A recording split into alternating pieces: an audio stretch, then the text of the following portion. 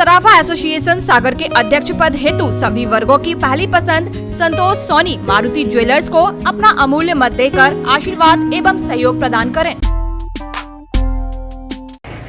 नमस्कार, मैं हूं शहबाज खान। आप देख रहे हैं सागर टीवी न्यूज़। मेरे साथ सागर कलेक्टर दीपक सिंह साहब इस वक्त मौजूद हैं और सागर का जो लाखा बंजारा तालाब है, झील है, उसके हम एक अंतिम छोर जो कहा जाता है मोंगा बंधान, वहां पर हम खड़े हुए हैं। यहां पर फ़िलहाल डीसिल्टिंग का काम किया जा रहा है और मोंगा का जो काम है वो भी इसको दुरुस्त किया जा रहा है। हम कलेक्टर दीपक सिंह साहब से बात करते हैं। स्वागत है सर सागर टीवी न्यूज़ पर आपका। जी धन्यवाद, नमस्कार। सर, आपने निरीक्षण किया है आज स्मार्ट सिटी के तहत जो काम हो रहे हैं। सर, तालाब का बहुत लंबे समय से एक डीसिल्टिंग का काम किया जा रहा है। लगभग 25% काम हुआ है और 75% लगभग अभी बाकी है। और सर, बारिश जो है 2 से 3 महीने रह गए हैं। कैसे सर जल्दी होगा काम? स्मार्ट सिटी के द्वारा लाखा बंजारा झील का जो पुनरुद्धार का काम लिया गया है, उसका आज हम लोगों ने रिव्यू किया है। हमारा लक्ष्य ये है कि 30 मई तक हम इसका डिसिल्टिंग का काम पूरा कर लें।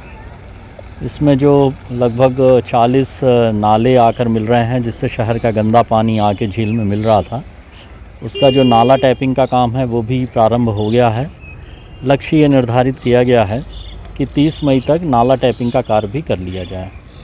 मोंगा बंधान हमारे लिए बहुत ही ज़रूरी काम है, उसका काम भी शुरू कर लिया गया है और हमारा प्रयास ये रहेगा कि 30 जून तक हम मोंगा बंधान के काम को भी कंप्लीट कर लें, क्योंकि नॉर्मली अपने यहाँ 15 जून के बाद ही वर्षा काल प्रारंभ होता है। और चूँकि लेक का डिसिल्टिंग पूरा हो जाएगा तो लेक की क्षमता भी काफ़ी बढ़ गई है, तो जो लेक पूरी भर पाएगी वो मैं समझता हूँ कि ये पूरा मानसून सीज़न जो आने वाला है वो अंत तक ही पूरा लेक भर पाएगा। सर, आपको लगता है कि जिस तरह से अभी काम किया जा रहा है, कुछ यहाँ पर कमियाँ पाई जा रही हैं? काम में कोई ऐसी कमी नहीं है, लेकिन ये जो लेक का काम है ये काफ़ी तकनीकी रूप से इसकी जो ड्राइंग डिज़ाइन है वो एजेंसी द्वारा बना के इंजीनियरिंग कॉलेज को दी जाती है। उसके बाद जो प्रोजेक्ट मैनेजमेंट कंपनी है स्मार्ट सिटी की, उसके द्वारा उसका पूरा परीक्षण किया जाता है और ड्राइंग डिज़ाइन अप्रूवल होने के बाद ही काम होता है। क्योंकि ये काम बहुत ही संवेदनशील है, तो तकनीकी रूप से कहीं कोई खामी न रह जाए, इसके लिए पर्याप्त सावधानी बरती जा रही है और प्रयास ये है कि काम समय सीमा में भी हो और तकनीकी मापदंडों के अनुसार ही हो। सर, जैसे अगर समय सीमा में काम नहीं हो पाता है, उसमें देरी होती है, तो फिर सर क्या कोई पेनल्टी वगैरह भी लगाई जाएगी? देखिए, काल्पनिक प्रश्न का तो कोई जवाब देना मुश्किल है, लेकिन मैं ये कहना चाहता हूँ कि स्मार्ट सिटी की पूरी टीम, कमिश्नर नगर निगम खुद, सीओ स्मार्ट सिटी, सारे हमारे इंजीनियर्स, एजेंसी, सभी लोग कृत संकल्पित होकर लगे हुए हैं। माननीय विधायक जी, माननीय अर्बन डेवलपमेंट मंत्री जी भी इसकी समय समय पर समीक्षा कर रहे हैं।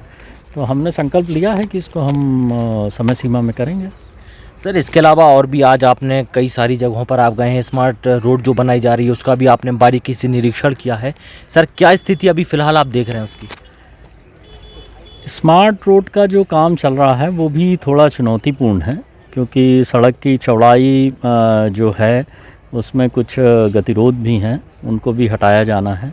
इसके साथ ही जो राजघाट की वाटर सप्लाई लाइन आ रही है, सीवरेज की पाइपलाइन आ रही है, बिजली के कई पोल्स और ट्रांसफार्मर वगैरह हैं, झाड़ हैं बड़ी संख्या में, तो वो सारी चीज़ों को हम लोग धीरे धीरे करते जा रहे हैं और काम जिस तरह से चल रहा है, मैं समझता हूँ कि जो तिल्ली रोड वाली हमारी स्मार्ट रोड है उसको हम वर्षा काल के पहले कंप्लीट करके शहर को देंगे।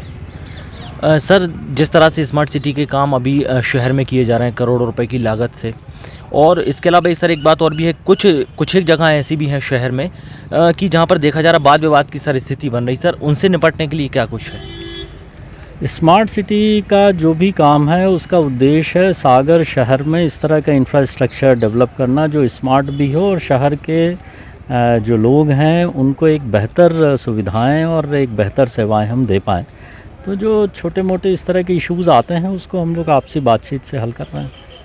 सर, एक ज़रूरी सवाल है, जिस तरह से अभी कोरोना को लेकर के बताया जा रहा है कि उसका सेकंड स्टेज शुरू हो गई है, सर उसको लेकर के क्या कुछ है? क्या लोगों में भ्रांति भी है सर कहीं ना कहीं कि लॉकडाउन लगने वाला है? उसको लेकर सर क्या कुछ दिशा निर्देश भी हैं? कोविड-19 का संक्रमण पिछले एक सप्ताह में बढ़ा है। मध्य प्रदेश के जो टॉप 12 ज़िले चिन्हित किए गए हैं, इसमें सागर भी शामिल है। इसी के मद्देनज़र हमने एक 144 का आदेश किया है। रात 10 बजे से सुबह 6 बजे तक सभी व्यावसायिक प्रतिष्ठानों को बंद किया गया है। उसमें सिर्फ अत्यावश्यक सेवाएं ही चालू रहेंगी। हमने रोको टोको अभियान भी शुरू किया है। अगर बिना मास्क के कोई बाहर मिलता है तो उसको 100 रुपये का फ़ाइन किया जाएगा।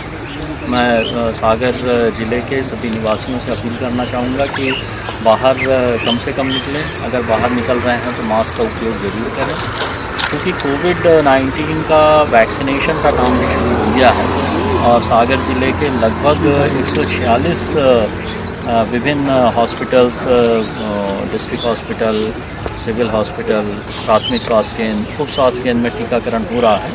तो मैं अपील करना चाहूँगा कि सभी हमारे जो हेल्थ वर्कर्स हैं, फ्रंटलाइन वर्कर्स हैं, 60 वर्ष से अधिक उम्र के व्यक्ति हैं और 45 से 59 वर्ष के व्यक्ति हैं, वो जो कि किसी बीमारी से ग्रसित हैं, वो रजिस्टर्ड मेडिकल प्रैक्टिशनर से एक अपना प्रमाण पत्र लेकर और इन केंद्रों पर आएँ, टीकाकरण कराएँ।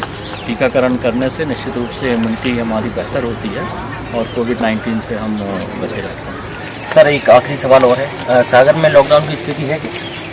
सागर में अभी लॉकडाउन की कोई स्थिति नहीं। शुक्रिया सर तमाम जानकारी। धन्यवाद। सागर कलेक्टर दीपक सिंह साहब हमसे बात कर रहे थे। काफ़ी सारी जानकारियाँ उन्होंने दी हैं। स्मार्ट सिटी से जुड़े हुए जितने भी काम हैं उनका उन्होंने बारीकी से निरीक्षण किया है और पूरी टीम उनके साथ में यहाँ पर मौजूद है। लगातार उन्होंने काम को बारीकी से देखा है। तमाम खबरों के लिए आप बने रहिए सागर टीवी न्यूज़ के साथ। शुक्रिया।